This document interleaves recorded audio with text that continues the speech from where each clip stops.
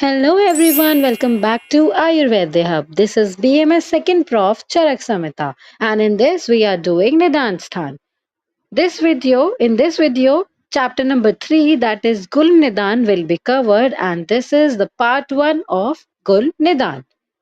So इसमें हम क्या क्या पढ़ेंगे? What all the topics will be covered? That are उत्पत्ति, निदान, संप्राप्ति, पूर्व रूप, भेद, साध्य साध्यता and लक्षण of different types of कुल. So let's start our video. इस वीडियो में हम स्टार्ट करेंगे चैप्टर नंबर 3 दैट इज गुल निदान. इससे पहले हमने रक्तपित फिनिश किया है एंड हमने ज्वर निदान फिनिश किया है एंड इस वीडियो में हम स्टार्ट करेंगे गुल निदान. गुल की उत्पत्ति किस प्रकार हुई हमने देखा था. ज्वर की उत्पत्ति रुद्र के कोप से, उसके पश्चात रक्तपित की उत्पत्ति हमने देखी थी एंड गुल में क्या कहा गया है कि दक्ष के यज्ञ के विनाश में रक्तपित के पश्चात गुल की उत्पत्ति हुई. मतलब जो दक्ष प्रजापति का यज्ञ का विनाश हुआ उसके बाद उसमें रक्तपित की उत्पत्ति के पश्चात गुल की उत्पत्ति हुई. अतः रक्तपित पश्चात गुल निदान का विधान किया गया है. इसीलिए हमने जो कि हम देख रहे हैं हमने रक्तपित के बाद गुल निदान का अभिधान ही किया गया है. तो अब हम देखते हैं कि गुल कितने टाइप का होता है. अब हमें ये समझ आ गया कि उत्पत्ति कैसे हुई है, उसके बाद उसका विधान कैसे किया गया है. तो अब हम ये देखेंगे कि गुल कितने टाइप का है. गुल 5 टाइप का होता है, दैट इज़ वातज, पित्तज एंड कफज. मतलब वात गुल, पित्त गुल और श्लेष्म गुल.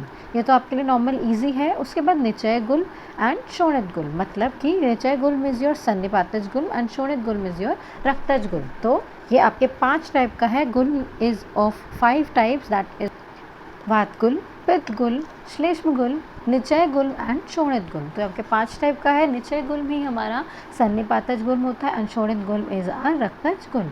इसको भी हम अच्छे से डिटेल में पढ़ेंगे. ठीक है. अब हम देखते हैं कि इसके पूर्व रूप क्या है. सबसे पहले हमने देखा कितने टाइप्स हैं.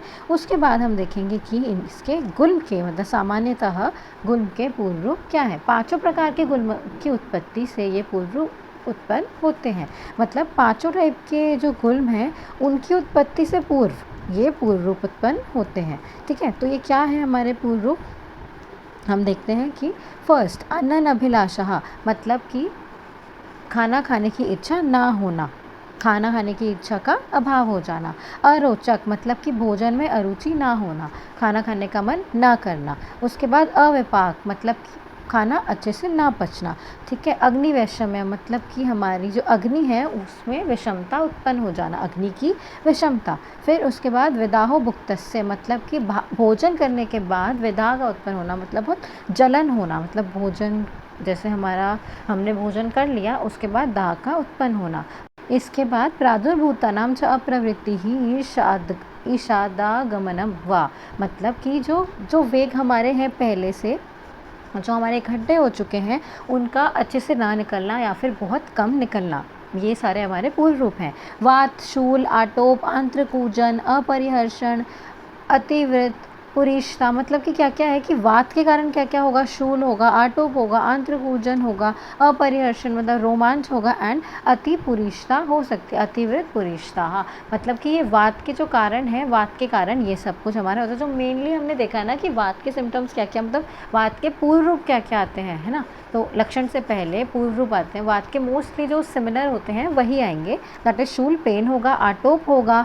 उसके बाद आंत्रकूजन, अपरिहर्षण, अतिपुरीषता मतलब बहुत ज़्यादा रफनेस आ जाएगी बॉडी में. अबमुक्षा मतलब भूख का ना लगना. ऐसे ही हमने अनन अभिलाषा भी देखा था, दैट वाज खाना खाने की इच्छा ना करना, मतलब इच्छा ही ना होना.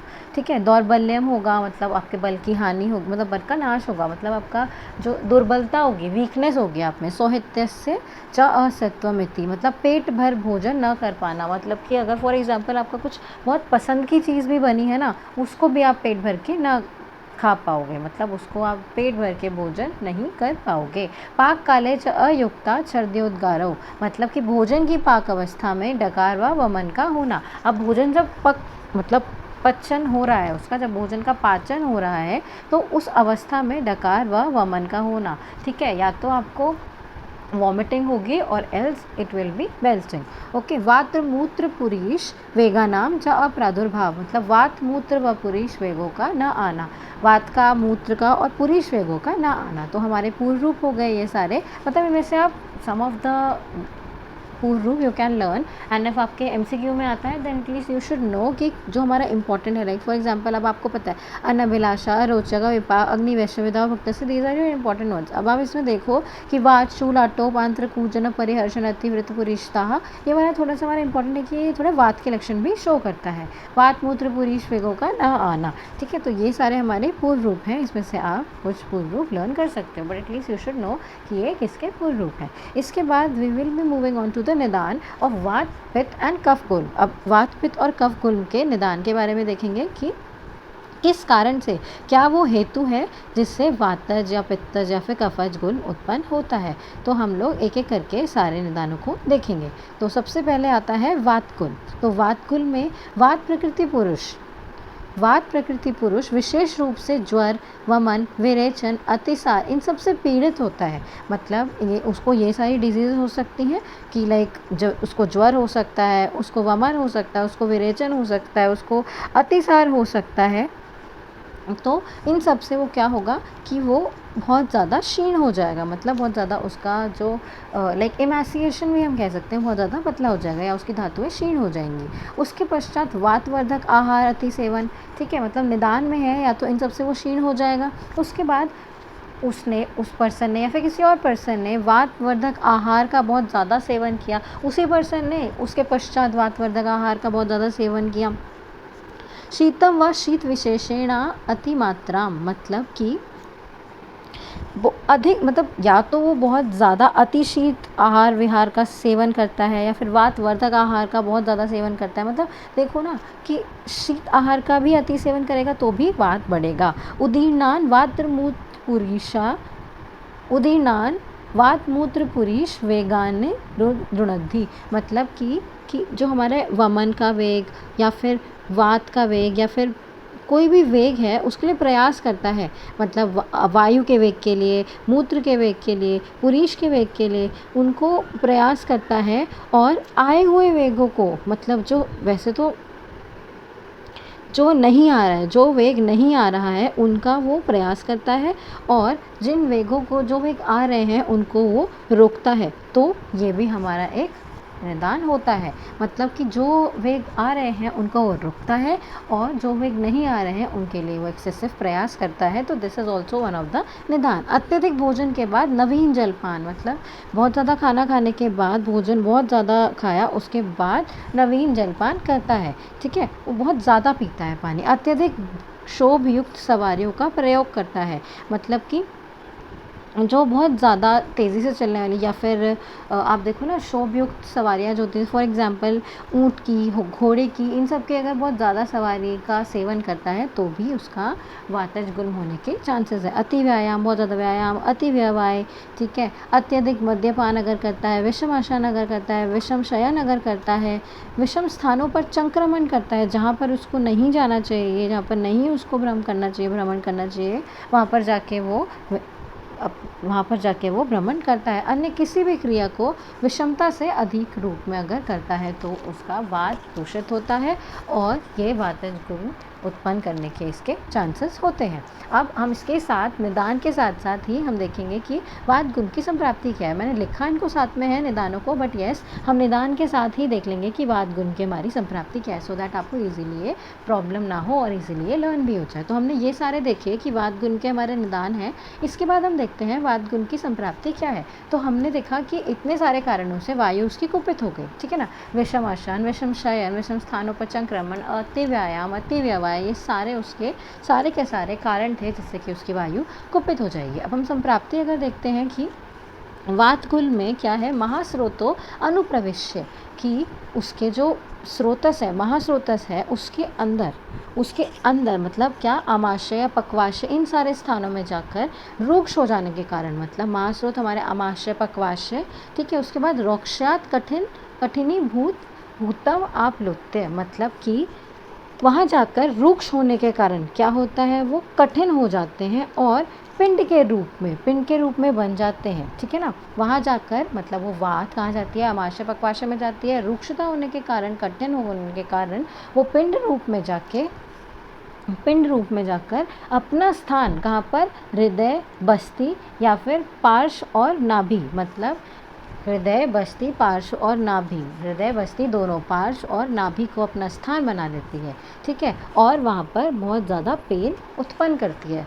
सशूलम उपजनयति, मतलब जो ऑब्वियसली वायु है ना, तो वो पेन तो उत्पन्न करेगी, तो वहाँ इन सबको अपना स्थान बनाती है पिंड के रूप में, और इन सब जगह पर वो चली जाती है और वहाँ पर पेन उत्पन्न करती है। उसके बाद क्या होता है कि इसमें शूल उत्पन्न होता है और बहुत सारे प्रकार की अलग अलग प्रकार की लंबी चौड़ी गोली ऐसी ग्रंथियाँ उत्पन्न होती हैं। ग्रंथिश्च अनेक विधान, मतलब लंबी चौड़ी और गोली के आकार की ग्रंथियाँ उत्पन्न होती है। और ये जो खुद, मतलब ये स्वयं जो है वो स्वयं जो ये सपिंडित्वाद, मतलब कि खुद वो पिंड रूप का होता है, पिंडाकार का होता है, और पिंडाकार होने के कारण ही इसको हम गुल्म कहते हैं। तो ये हमारे गुल्म की संप्राप्ति हो गई कि सबसे पहले महास्रोतों में जाकर, दैट इज आमाशय पक्वाशय में जाकर कुपित हुआ वायु जो है वो महास्रोत, मतलब कि आमाशय पक्वाशय, इन सारे स्थानों में जाकर रुक्ष होने के कारण और कठिन होने के कारण,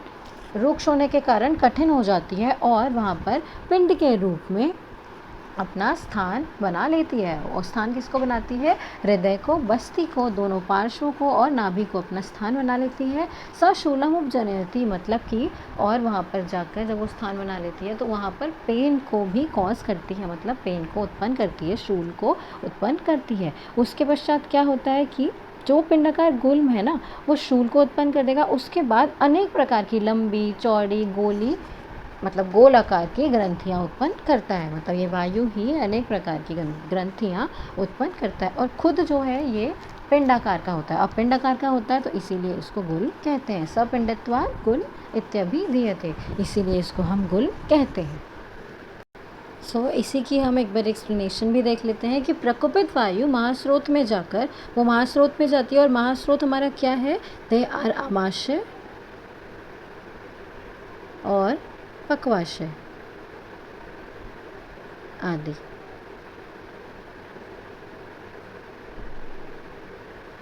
ठीक है, तो प्रकुपित वायु हमारे महास्रोत में जाकर रुक्ष होने के कारण कठिन होकर वह पिंड रूप में बन जाती है और अपना स्थान हृदय, नाभि, दोनों पार्श्व और बस्ती को अपना स्थान बना लेती है।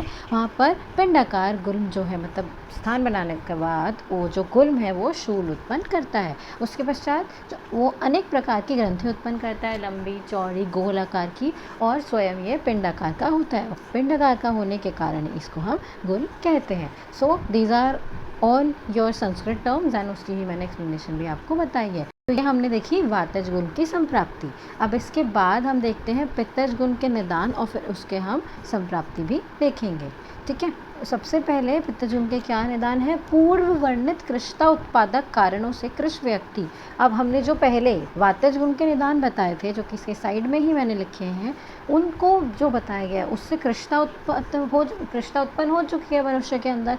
उसके बाद अगर मनुष्य अत्यधिक अम्ल, लवण, कटु, क्षार, उष्ण, तीक्ष्ण, सिरका, इन सब का प्रयोग करता है, इन सब का सेवन करता है, तो उसका पित्त कुपित होता है। दूषित मद्य का सेवन करने से, हरे शाक का सेवन करने से, दाह उत्पादक शाक, मांस आदि इन सभी का सेवन करने से, अध्यशन अगर करने से, वमन के लिए आय वेगों को रोकना, इन अगर वमन के लिए जो आय वेग हैं उनको रोकने से भी हमारा पित्त कुपित होता है। तेज़ हवा, तेज़ धूप, इन सब का अत्यधिक सेवन करने से भी पित्त कुपित होता है और शरीर में वायु के साथ हमारा पित्त कुपित हो जाता है। मतलब इन सभी निदानों से वायु तो हमारी कुपित हो ही रखी है, ठीक है, और उसके साथ साथ हमारा पित्त भी कुपित हो जाता है। आप देखो कि जो भी गुल्म के मतलब एक है ना, हमारा जो गुल्म है वो उसमें वात प्रकुपित होती ही होती है, इसीलिए इसमें कहा गया है शरीर में वायु के साथ पित्त भी कुपित हो जाता है। अब पित्त कुपित हो जाता है, उसके पश्चात कि पित्त गुल्म की क्या संप्राप्ति है तब। अब देखो पित्त और कफ गुल्म की ना सेम ही संप्राप्ति होगी, मतलब ऑलमोस्ट सेम है,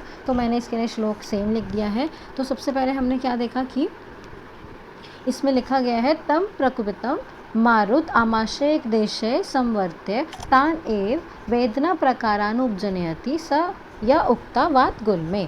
मतलब कि इस प्रकार प्रकुपित हुए पित्त को वायु प्रकुपित हुए पित्त को जो वायु है, वायु आमाशय के एक भाग में, आमाशय एक देश से आमाशय के एक भाग में एकत्रित कर देती है, और जो वातगुल में भिन्न भिन्न प्रकार की वेदनाएं बताई गई है ना, वो उत्पन्न हो जाती हैं वहाँ पर भी। आमाशय के एक भाग में जो हमारे प्रकुपित पित्त को जो वायु है वो आमाशय के एक भाग में ले जाती है, और जो हमारे वेदना प्रकारानुजनयति, मतलब कि जो वातगुल में भिन्न भिन्न प्रकार की वेदनाएं उत्पन्न है ना, उन प्रकार की वेदनाओं को उत्पन्न करती है। सो ये हमारा फर्स्ट श्लोक, मतलब ओनली एक श्लोक में ही हमारा पित्त गुल की संप्राप्ति कंप्लीट हो गई कि प्रकुपित पित्त को वायु आमाशय के एक भाग में एकत्रित कर वात गुल में वर्णित भिन्न वेदनाओं को उत्पन्न करता है। मतलब अब ऑब्वियसली एक भाग में डाल के उस प्रकुपित पित्त को एक भाग में डाल देती है, एक भाग में एकत्रित कर देती है, और जो वात गुल में वर्णित भिन्न भिन्न वेदनाएं है ना, उनको उत्पन्न करता है।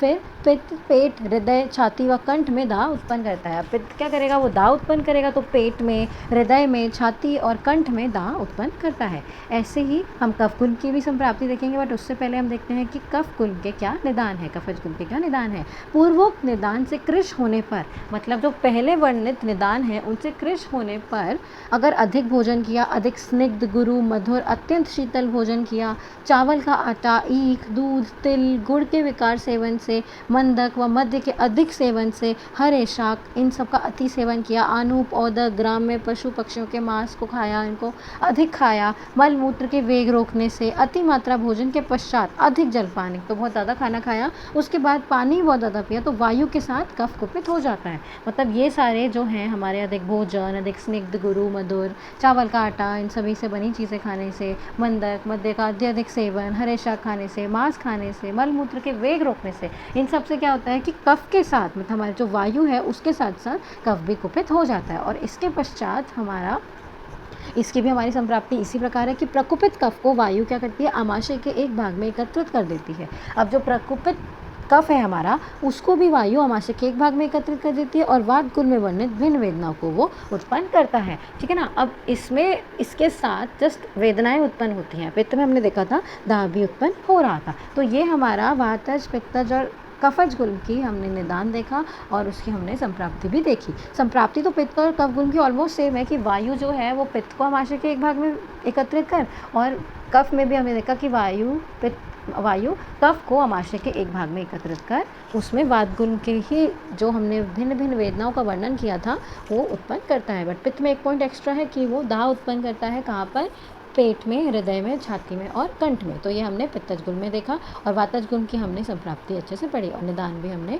अच्छे से पढ़े। तो निदान और संप्राप्ति हमने कंप्लीट कर ली है। अब हम लक्षण देखेंगे कि वातज गुल के क्या लक्षण है, पित्तज गुल के क्या लक्षण है, और कफज गुल के क्या लक्षण है। अब फर्स्ट पॉइंट इज वायु बार बार पिंडाकार गुण को विस्तृत व संकुचित करता है। मतलब क्या होता है, जो वो पिंडाकार गुण है ना, या तो उसको विस्तृत करेगा, कॉन्ट्रैक्शन एंड रिलैक्सेशन वाला पार्ट है ये, तो या तो कभी कभी अधिक वेदना होगी, मतलब बहुत ज़्यादा पेन होगा, और कभी कभी नहीं होगी। ठीक है ना। तो ये सारे ये एक मेन पॉइंट है, तो आपको ये इजीली समझ आ गया होगा। इसके बाद हम देखते हैं कि क्या होगा। उसके बाद मुहुः पिपीलिका संप्रचार एवांगेषु, ऐसा लगता है कि सारे अंग प्रत्यंगों में बार बार ऐसा लगता है कि जैसे चींटियाँ चल रही हो। क्या लगता है कि जैसे अंगों पर चींटी चल रही हो, ऐसा ज्ञान होता है। पिपीलिका संप्रचार मतलब कि चींटियाँ चल रही हो, एवांगेषु सारे अंगों में चींटियों के चलने जैसा लगता है। तोद भेद स्फुरण आयाम संकोच सुप्ति हर्ष प्रलोदय बहुल, मतलब कि क्या क्या होता है अंग प्रत्यंगों में, कैसा लगता है। तोद मतलब कि सुई चुभने जैसी वेदना होती है। भेद मतलब कि बहुत फाड़ देने जैसी, वेदारण जैसी पीड़ा होती है। स्फुरण मतलब कि तनाव होता है। आयाम स्फुरण आयाम मतलब कि तनाव होता है बहुत ज़्यादा। संकोच मतलब सुप्ति, ये सब हमारे शून्यता, मतलब कुछ फील नहीं होता है, कभी कभी होता है ना कि शून्य पड़ जाना। हर्ष मतलब रोमांच होगा। इन सब चीज़ों की हमारे उसमें उत्पत्ति होती है। सारे अंग प्रत्यंगों पर हमें लगता है कि सुई चुभने जैसी वेदना, फाड़ देने मतलब जैसे वेदारण जैसी पीड़ा। स्फुरण आया मतलब तनाव होता है, संकोच होता है, सुप्ति मतलब शून्यता हो जाती है, हर्ष मतलब कि रोमांच होता है। इस तरह की हमारे को पीड़ा या फिर इस तरीके का हमें आभास होता है। दिवसांते ज्वरते मतलब कि दिवस अंत मतलब दिन के अंत में, सायंकाल मतलब शाम को ज्वर उत्पन्न हो जाता है, शाम को ज्वर उत्पन्न हो जाता है। शुष्यति च अस्य अस्यम मतलब कि मुख जो है हमारा, मुंह जो है वो सूखने लगता है, मुख हमारा सूखने लगता है, मतलब जो वातज गुण का पेशेंट होगा उसका मुख सूखने लगता है। उच्छ्वास शोप्रद्यते, मतलब कि सांस रोकने सा प्रतीत होता है, ऐसा लगता है जैसे कि सांस रोकी हुई है, ठीक है। और हर्ष हृष्यन्ति च अस्य रोमाणी वेदनाया प्रादुर्भावे, मतलब कि बहुत ज़्यादा रोमांच होता है।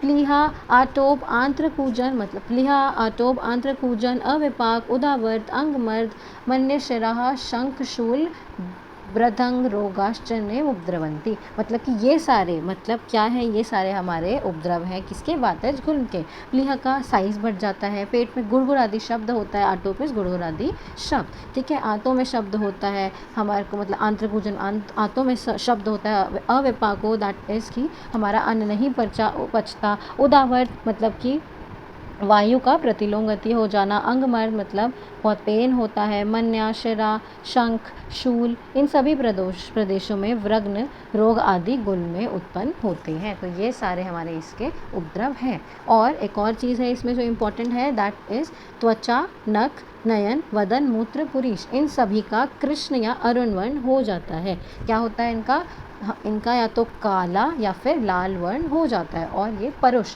इनका कृष्ण वर्ण हो सकता है, अरुण वर्ण हो सकता है, और ये परुष मतलब कि बहुत ज़्यादा ये रफ हो जाता है, ऐसा सा हमारे को प्रतीत होता है, ऐसा हमें लगता है। तो ये सारे इसके लक्षण हैं। क्या है इसके लक्षण, ऐसा लगेगा चींटियाँ चल रही हैं, तो उद्भेद स्फुरण आयाम संकोच सुप्ति हर्ष, ऐसा हमें फील होगा कि इस टाइप का पेन हो रहा है। दिन के अंत में ज्वर उत्पन्न हो जाएगा, मुख हमारा सूख जाएगा, सांस रोकने जैसी फीलिंग आएगी और बहुत ज़्यादा रोमांच होगा। और उपद्रव हमने देखे, प्रिया का साइज बढ़ जाना, आटोप आंत्रकूजन विपाक आदि हमने उपद्रव इसमें देखे। हमने देखा कि कृष्ण या अरुण वर्ण की हमारी त्वचा हो जाएगी, और त्वचा नख नयन वदन मूत्र पुरीष, और हमने ये भी देखा कि परुषता आ जाती है, दैट इज बहुत ज़्यादा रफ हो जाते हैं। इसमें एक और चीज़ है कि निदान, अगर वापस से निदान सेवन, अगर इतना कुछ हो रहा है उसके बाद भी अगर निदान सेवन करते गए तो उससे हानि होगी और विपरीत सेवन से हमें लाभ मिलेगा, ठीक है। तो ये हमारा था वातज गुण के लक्षण, ये हमने देखा वातज गुण के लक्षण। इसके बाद हम देखते हैं पित्तज गुण के क्या लक्षण है। पित्तज गुण के हम लक्षण देखेंगे कि सबसे पहले पेट हृदय व छाती में दाह उत्पन्न, ये तो हमने देखा था संप्राप्ति में भी कि वो पेट हृदय और छाती में दाह उत्पन्न करता है, ठीक है। उसके पश्चात हम क्या देखते हैं कि सविद्यमानः सधूमम एवोद्गारम उदीर्यत्यम्ल आन्वितम, मतलब कि इतना ज़्यादा विदाह युक्त हो जाता है, मतलब उसका पाचन नहीं होता है, इतना ज़्यादा दाह उत्पन्न हो जाता है कि ऐसा लगता है कि धुएं के जैसे खट्टे डकार आ रहे हैं। मतलब सधूमम विद्गारो, मतलब कि धुआं आ रहा है, ऐसा लगता है कि खट्टे डकारों में भी धुआं आ रहा है, ऐसा प्रतीत होता है। अब पित्तज गुण के स्थान में एक ऐसा होता है, क्या फील होता है, जैसे कि वहाँ पर जल रहा हो, दह्यते दुह्यते मतलब दुख रहा हो, धूप्यते मतलब कि उसमें से धुआं निकल रहा हो, या फिर उष्मायते स्वेद्यते क्लिद्यते शिथिलम, मतलब कि उसमें बहुत ज़्यादा गर्म हो रहा हो, या फिर उसमें से स्वेद निकल रहा हो, बाष्प निकल रहा हो, या फिर क्लेद उसमें से निकल रहा हो और वह बहुत ज़्यादा शिथिल हो जाता है, वह शिथिल हो जाता है, ठीक है। तो ये उसका लक्षण है। वो बहुत ज़्यादा मतलब क्लिप देते हैं, इसलिए कि गीला गीला प्रतीत होने लगता है, शिथिल मालूम होने लगता है, शिथिल होने लगता है। और जो स्पर्श है ना, मतलब वो स्पर्श सहन नहीं कर पाता है, उसमें स्पर्श असहो और अल्प रोमांच च भवति, मतलब कि स्पर्श वो सहन नहीं कर पाता है उस स्थान पे, पित्तगुल वगैरह वहाँ पर हुआ है, और रोमांच भी होता है, कुछ रोमांच भी, अल्प रोमांच भवति, तो अल्प रोमांच होता है वहाँ पर, जहाँ पर गुल्म उत्पन्न हुआ है, पित्तज गुल्म उत्पन्न हुआ है, वहाँ पर ऐसा लगता है। ये सारे हमारे को सिम्टम्स मिलते हैं। ज्वर भ्रम दवथु पिपासा गल तालु मुख शोष प्रमो विड भेदाश्चर्य उपद्रवंती, मतलब ये सारे इसके उपद्रव हैं। हमने वातज गुल में भी देखे कि बहुत सारे उपद्रव उत्पन्न हो रहे हैं, और पित्तज गुल में भी हमने देखे कि बहुत सारे उत्पन्न हो रहे हैं। क्या उत्पन्न हो रहे हैं, हमारे उपद्रव उत्पन्न हो रहे हैं। इसमें हम देखेंगे कि हमारी त्वचा का नख नय वदन मूत्र पुरीष का किस प्रकार का वर्ण होगा, हरित और हरिद्र, मतलब ग्रीन और येलोइश कलर का हमारी त्वचा नख नेत्र इन सब का कलर हो जाएगा। और निदान सेवन से इसमें भी हानि और विपरीत सेवन से इसमें भी लाभ होगा। तो ये हमने देखा पित्तज गुण के लक्षण। इसके पश्चात हम देखेंगे कफज गुण के लक्षण कि कफज गुण में क्या क्या हमारे लक्षण आते हैं। तो हम सबसे पहले देखेंगे शीत ज्वर अरोचक अविपाक अंगमर्द हर्ष हृदरोग छर्दी निद्रा आलस्य स्थैमित्य गौरव शिरो अभितापानुपजनयति, मतलब कि जो हमारे बहुत सारे लाइक ऑब्वियसली आपको दिख रहा है ना कि ये मोस्टली लक्षण हमारे कफ से रिलेटेड भी हैं। तो क्या क्या होगा कि उसको बहुत ज़्यादा शीत ज्वर हो जाएगा, मतलब ठंडा लगने लगेगा, कफ से उत्पन्न जो ज्वर है वो हो जाएगा। उसके बाद अरोचक होगा, उसको अन्न का ठीक से ना पचना, दैट इज़ अविपाक हो सकता है। अंगमर्द होगा, उसको मतलब ऐसे लक्षण आएंगे। हर्ष मतलब कि रोमांच हो सकता है। हृदय रोग, ठीक है, और छर्दी, निद्रा, आलस्य, निद्रा, उसको नींद बहुत ज़्यादा, आप देखो ये कफ वाले अपने आने स्टार्ट हो गए। आलस्य, स्थिमित हो ना, बहुत भारी सी फीलिंग कि जैसे कि गीला कपड़ा रख दिया गया हो सर पर, वैसा फील होना, ठीक है। गौरव मतलब भारीपन, ठीक है। शिरोभितापानु अनुजयंती मतलब कि शिराशूल भी उत्पन्न होता है। तो मतलब कफज गुल्म के ये हमारे लक्षण है कि उसमें शिराशूल भी उत्पन्न होगा।